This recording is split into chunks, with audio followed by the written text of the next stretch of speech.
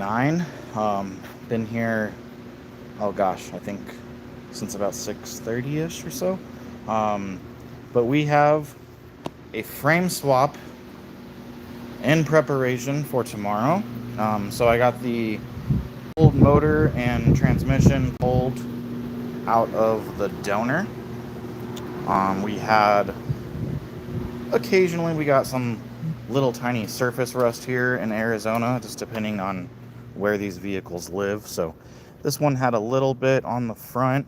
We went ahead and just kind of cleaned it up and touched it up a little bit for him prior to install. Ran out of paint, so I need a couple more little spots on the front there. Nothing crazy, but nothing that's gonna cause an issue later on. We have still a bunch more stuff that we need to prep, just depending on what he wants to put on here.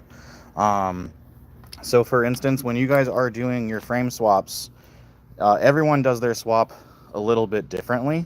The way that I do mine is I try to find a frame that's a rolling chassis. And that's the way that it's easiest, obviously, because you're going to get everything rust free, guys.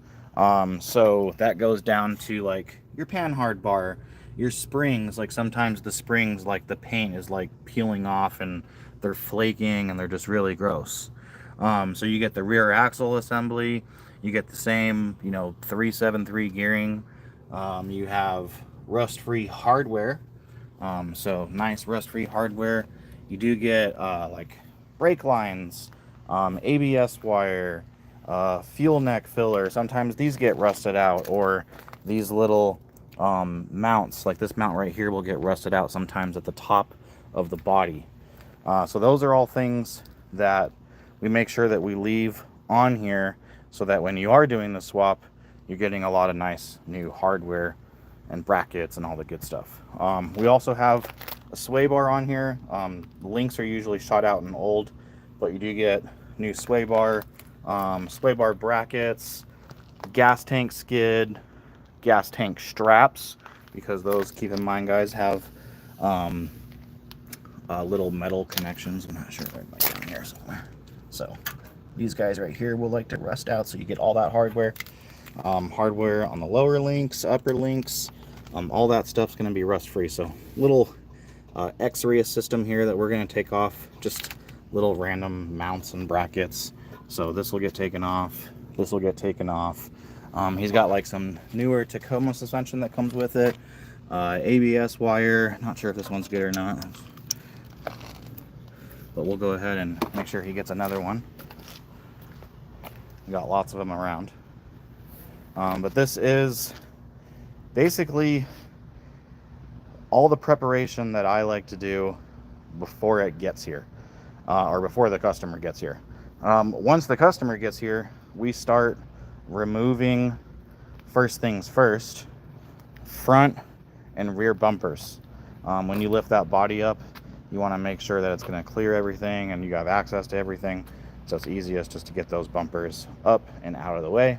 They don't take too much to remove them either. So front bumper, rear bumper. After that, we go into basically from the back moving to the front, guys. So I'm actually gonna go get a whiteboard later today. I'm waiting for a lady to wake up, but I'm gonna go grab a whiteboard and put it here, and we're gonna have a checklist that I'm gonna write up, and we're gonna basically go over the checklist with this process. That way you guys have more of an actual visual representation, I guess, on everything that we're doing. If it's like not something that's on there, I'm gonna do my best to make sure that it gets added. But yeah, guys, sometimes when you are doing swaps, like depending on what parts you're getting from another, fuel pumps, if it's like an older one, it's gonna have that like extra vapor sensor, I believe it is. If it's a newer one, it's not gonna have that. So I usually recommend just swapping out the entire tank, because I don't know what's in this tank and I'd rather not contaminate their systems. So we usually drop the gas tank skid, drop the tank, reconnect everything with the old tank, and then you usually have a ABS wire that runs along the top of the passenger side spring here, if you guys can see that. And so that wire runs along this round cross member here, and then it comes up to here, and then it usually plugs into here. And so that goes up, usually up, and then that goes into your back seat.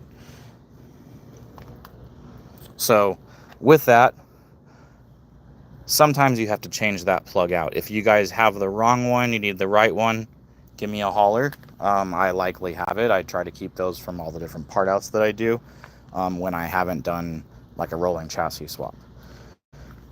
Other than that, your brake lines, sometimes a little bit different on the bins. You have some that are going to be on the side, and then you have some that are going to be on the front. For like 03 to 04 are going to have 2 on the front, 2 on the side.